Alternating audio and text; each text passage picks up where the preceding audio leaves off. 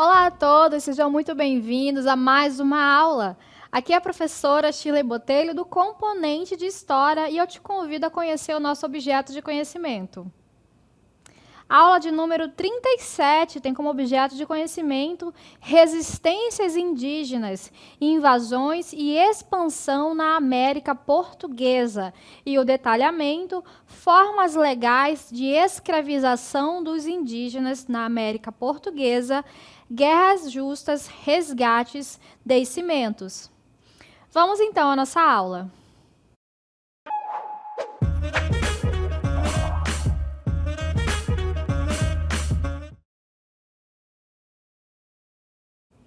Muito bem, então nessa aula nós vamos entender a dinâmica a respeito da mão de obra indígena no período colonial brasileiro. E a gente já está aqui inserida nesse cenário do período colonial, já estamos observando essas dinâmicas de relação entre europeus e os indígenas.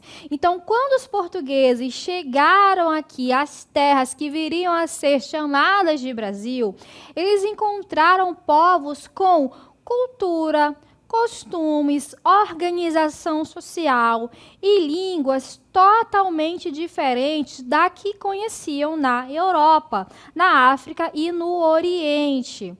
Calcula-se que em 1500, entre 3 milhões e 5 milhões de nativos habitassem o território brasileiro, distribuídos em mais de 20 mil povos que falavam aproximadamente 1.300 línguas. Cada um desses grupos possuía seus rituais, crenças, mitos, línguas, formas de trabalho e organização social. Então, a gente observa uma diversidade cultural, linguística, social muito grande que havia entre os povos indígenas. No entanto, os europeus, quando chegaram ao território, eles não vislumbraram essa diversidade social, cultural e linguística.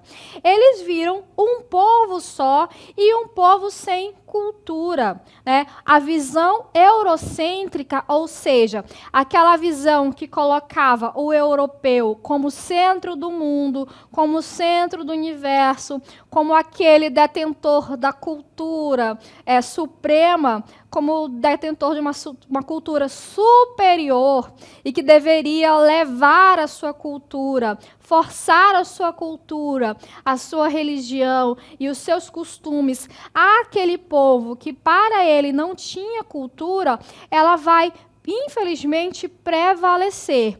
E aí isso vai levar a um choque de culturas, né?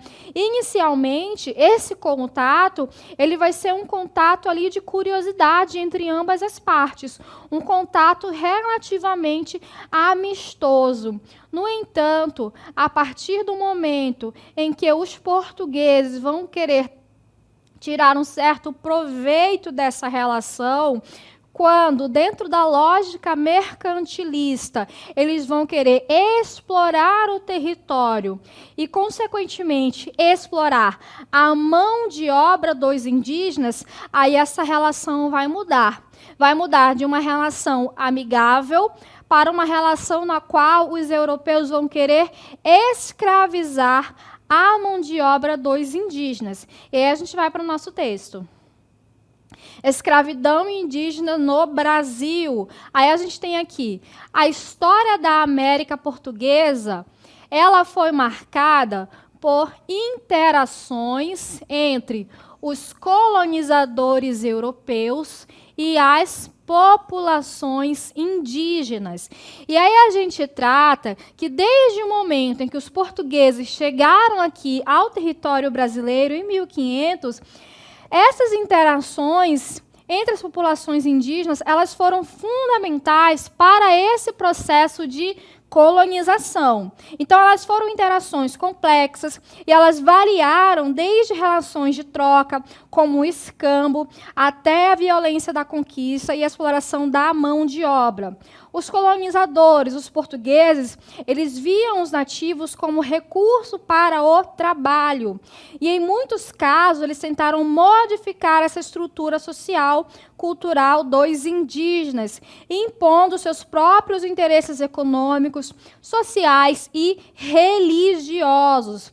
Dessa forma, a história da colonização, ela foi profundamente marcada por essa relação de dominação. Então, a escravização, ela teve um papel central na relação entre os colonizadores e os povos originários. Então, esse processo, ele foi uma parte fundamental do processo de exploração econômica aqui na América Portuguesa, especialmente nas primeiras décadas após a chegada dos portugueses. Os indígenas, eles foram vistos como uma mão de obra disponível e, portanto, eles começaram a ser forçados a trabalhar nas lavouras, na mineração, na extração de pau-brasil e em outras atividades econômicas.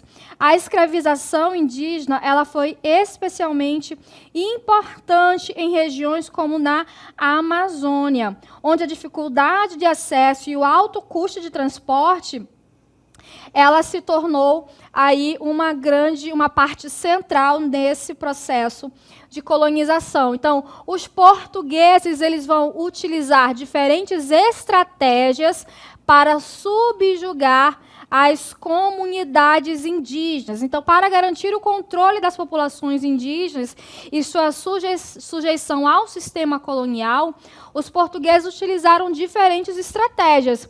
Então, vão tentar a argumentação, vão tentar a prática do escambo, vão utilizar a associação com os missionários, vão utilizar estratégias também de violência. Então, diversas estratégias vão ser utilizadas com o intuito de explorar a mão de obra indígena. Então, dentre das formas legais de escravização da mão de obra indígena, a gente destaca 3 aqui, que nós vamos explorar ao longo da nossa aula. Então, nós temos aqui a guerra justa, onde eles justificavam os conflitos como forma de escravização, os resgates, onde eles compravam indígenas capturados por outros grupos, eles compravam ou trocavam, e os descimentos, onde eles deslocavam comunidades indígenas para áreas controladas pelos colonizadores, com o objetivo de facilitar a catequese, o controle social e a exploração da mão de obra indígena. Então, essas 3 formas aqui, esses 3 dispositivos, são os dispositivos legais para a regimentação da mão de obra indígena, certo?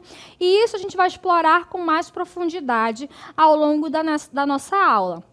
A gente separou aqui para vocês uma imagem que é de Jean-Baptiste Debré, um francês que veio ao Brasil no período colonial, e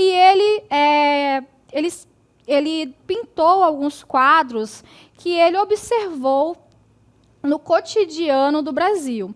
Então, esse quadro, né, os índios soldados da província de Curitiba escoltando prisioneiros nativos. Então, prestem atenção no título: Índios soldados da província de Curitiba escoltando prisioneiros.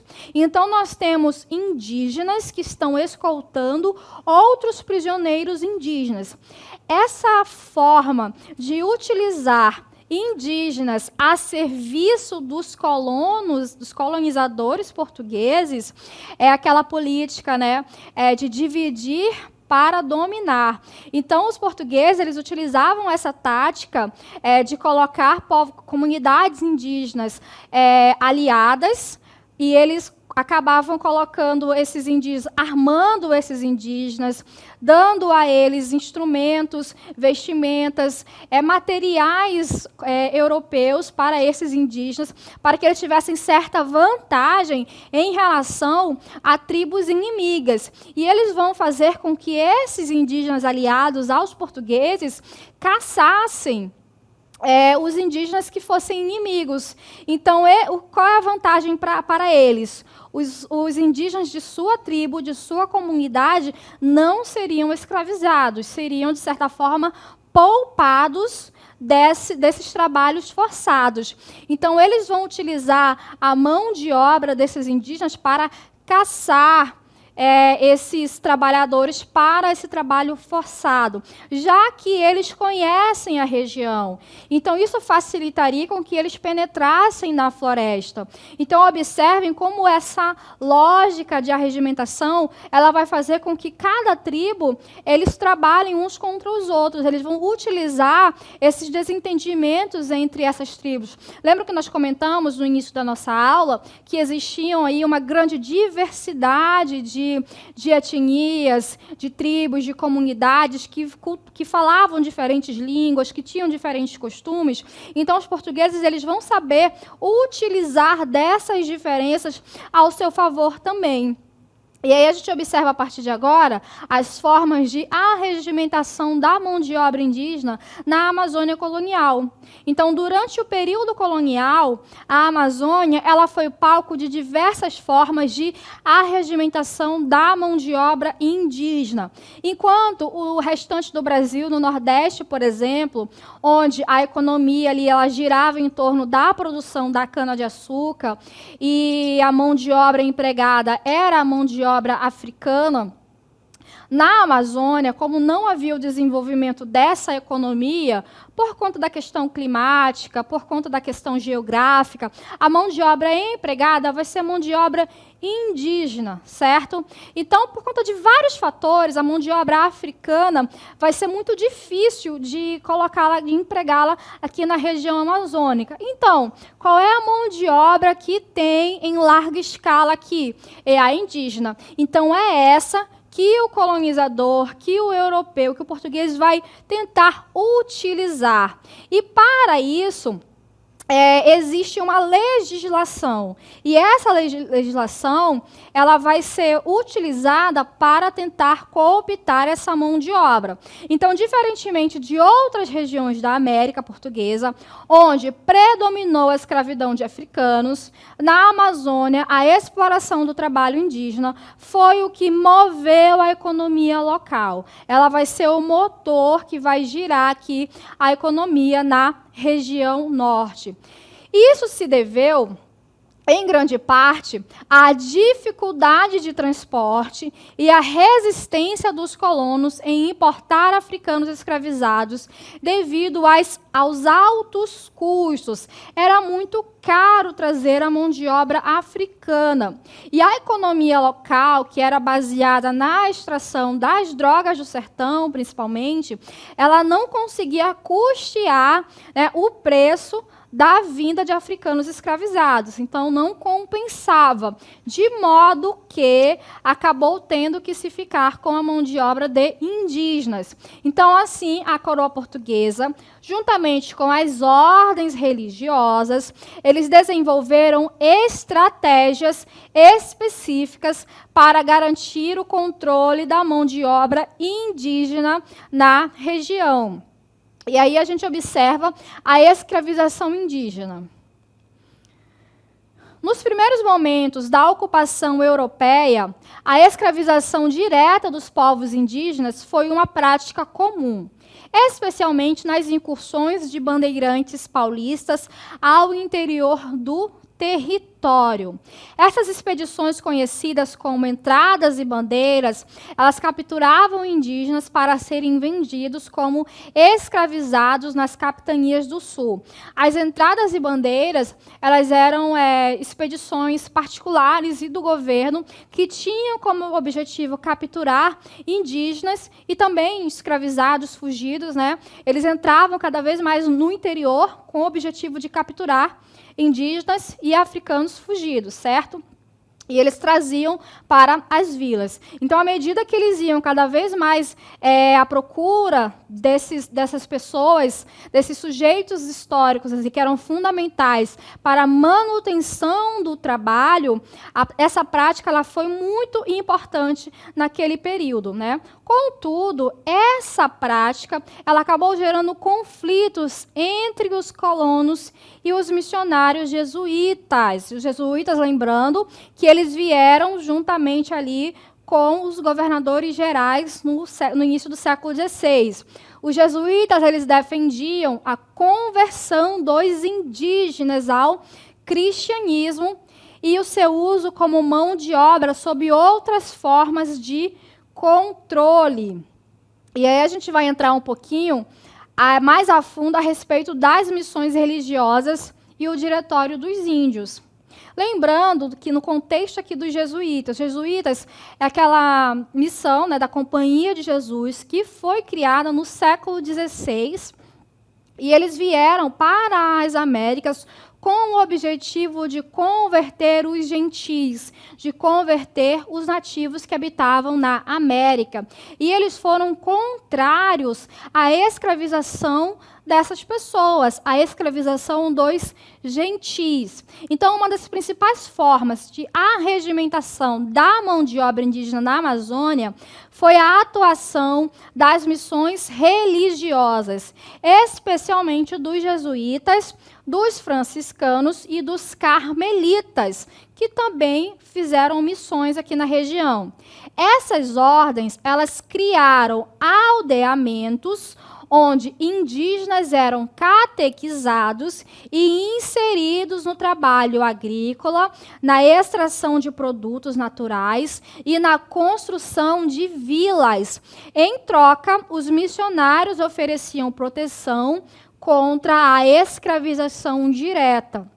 As missões, elas foram fundamentais no processo de colonização, porque na medida em que eles estabeleciam essas missões, eles ensinavam aos indígenas a língua portuguesa, eles conseguiam manter essa comunicação e ensinavam também um modo de vida europeu aos indígenas, além da questão da religião. Eles acabavam fazendo esse processo de aculturação. Então, as missões elas foram fundamentais nesse processo de colonização. E percebam também que, de certa forma, de proteção.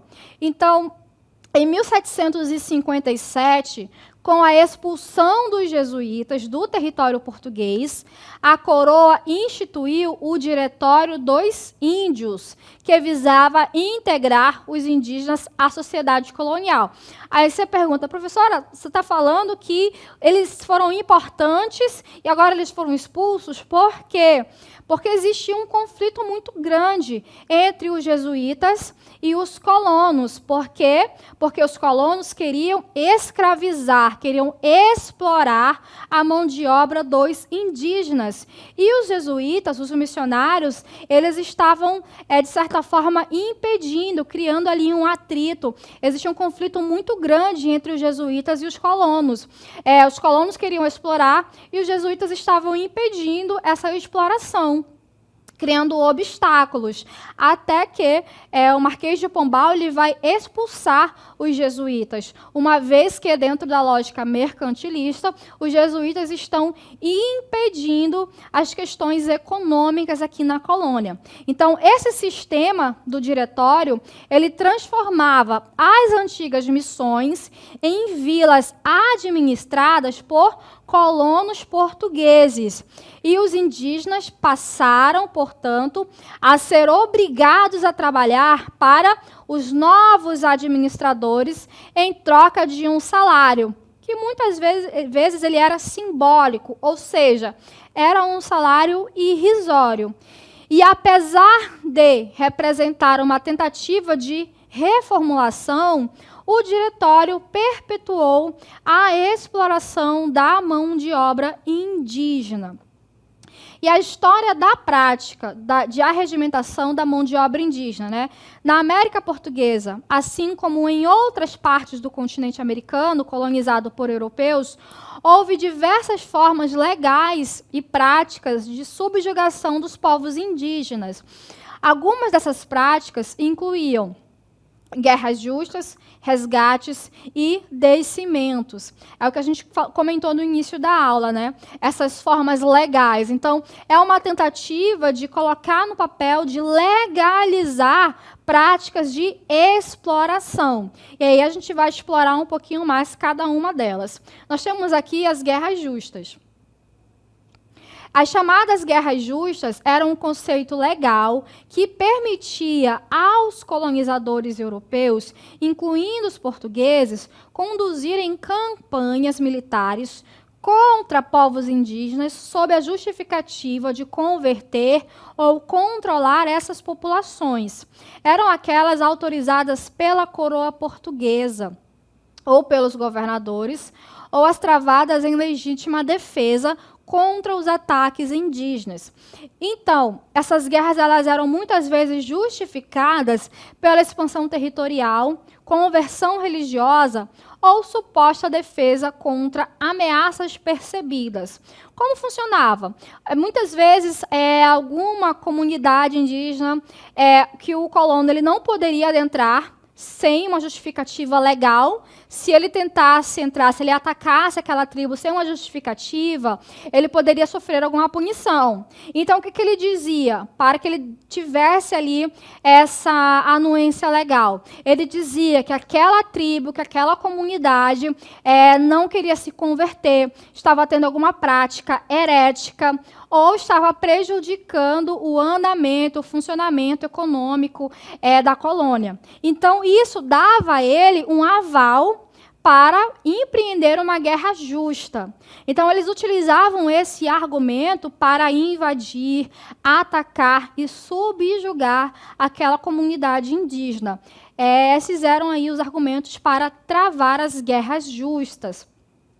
Outra prática utilizada eram os chamados resgates, que era o sistema de resgate, ele envolvia a captura de indígenas por intermediários europeus ou grupos locais, com a finalidade de resgatar indígenas prisioneiros de outras tribos por ocasião de guerras intertribais.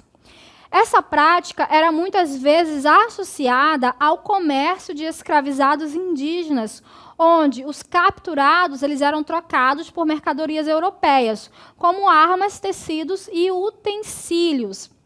Então, você deve estar pensando, então um prisioneiro de determinada tribo, ele vai ser resgatado pelo português. Isso soa como uma coisa boa, mas na verdade não é, porque ele vai acabar sendo escravizado, ele vai trabalhar como um escravo para os portugueses. E outra forma legal de arregimentação do trabalho indígena são os descimentos. Esse termo descimento, ele significa expedições com o objetivo de convencerem os indígenas a descerem de suas aldeias de origem, a fim de trabalharem para os colonos em troca de um salário. Então, após os descimentos, os indígenas eles eram confinados em currais insalubres conhecidos como caiçaras, onde eles eram repartidos para os colonos missionários e para o serviço da coroa. Então, todas essas práticas, elas eram práticas legalizadas, né? Eram instrumentos, dispositivos legais que justificavam a escravização para a regimentação da mão de obra indígena. Além disso, havia também a catequização forçada. A catequização forçada era uma estratégia comum empregada pelos missionários religiosos para converter os indígenas ao cristianismo. No entanto, muitas vezes essa conversão ela estava ligada a submissão política e social. E isso contribuía para a perda de autonomia e para a exploração das comunidades indígenas. Então, eles tinham que abandonar as suas crenças, as suas práticas, os seus rituais, né, para que fossem convertidos ao cristianismo. E qual é o resultado dessas práticas contra os povos indígenas? Essas práticas, elas acabaram contribuindo significativamente para a opressão dos povos indígenas na América Portuguesa. Isso resultou em um longo período de sofrimento e desafios para essas comunidades. E vale ressaltar que, ao longo do tempo, movimentos e políticas foram desenvolvidos para garantir o direito dos povos indígenas e reconhecer as suas contribuições para a história e cultura da região. Aí a gente trouxe aqui para vocês um link, uma página aqui do Instituto Brasileiro de Geografia e Estatística, que ele traz um quadro demonstrativo a respeito das leis. Esse quadro abaixo pode ser acompanhado a partir do século XVI, as principais medidas de proteção aos indígenas, que vai até o século XX, né? A evolução do processo de conquista de direitos. Mas, para os requisitos aqui na nossa aula, a gente observa aqui até o século XVIII. Então, a gente observa que no século XVI, ali por volta de 1570, vai haver a primeira lei contra o cativeiro indígena. E essa lei só permitia a escravização dos indígenas com a alegação de guerra justa. Então, não bastava você capturar o indígena de qualquer jeito, precisava haver uma justificativa. Infelizmente, essa justificativa, ela não precisava, assim, de uma comprovação factual. Bastava que o português chegasse e falasse, olha, está tendo uma prática herética. E acabava justificando essa guerra justa. A partir de 1609, houve a lei que reafirmou a liberdade dos indígenas no Brasil. Essa lei ela foi muito importante, né, que ela tentou garantir novamente a liberdade dos indígenas, que era constantemente ameaçado pelos colonos, pelos portugueses. No final do século XVII, ali em 1686, houve a decretação do Regimento das Missões, uma lei que estabeleceu a base de regulamentação do trabalho missionário e do fornecimento da mão de obra indígena no estado do Maranhão e do Grão-Pará. Então, a gente observa que houve, ao longo ali das décadas, desde o século XVI e ao longo ali até o século XVIII, uma série de leis que vai tentar legalizar, né, a questão da mão de obra indígena. No entanto, eram leis que não duravam tanto, até que teve fim, né, com a expulsão dos jesuítas do Brasil. E isso vai resultar num declínio demográfico e no impacto cultural profundo, né, com essa exploração massiva da mão de obra indígena. O impacto da escravização e das doenças introduzidas pelos europeus foi devastador para as populações indígenas. Muitas comunidades foram reduzidas a números significativamente baixos e suas estruturas sociais e culturais foram profundamente afetadas. Então, não bastasse a exploração massiva da mão de obra, a questão da escravização, também havia a questão das doenças que foram trazidas pelos europeus, doenças das quais os indígenas não tinham imunidades, e isso vai fazer com que ocorra uma baixa demográfica significativa. E os indígenas, eles vão passar por tudo isso de forma passiva? Não. Vai haver rebeliões, vai haver resistências, né? Apesar das condições adversas, houve sim várias tentativas de resistência por parte dos indígenas.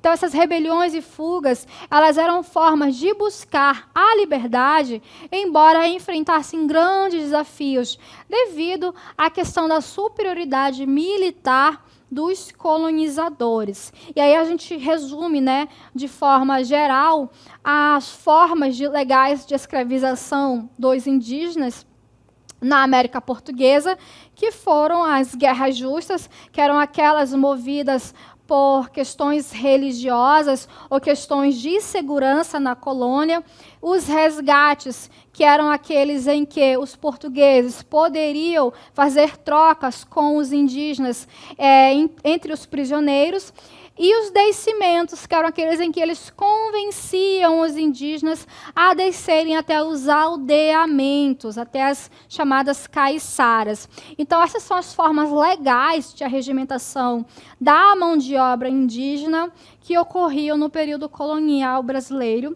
E assim nós encerramos a nossa aula. Até a próxima.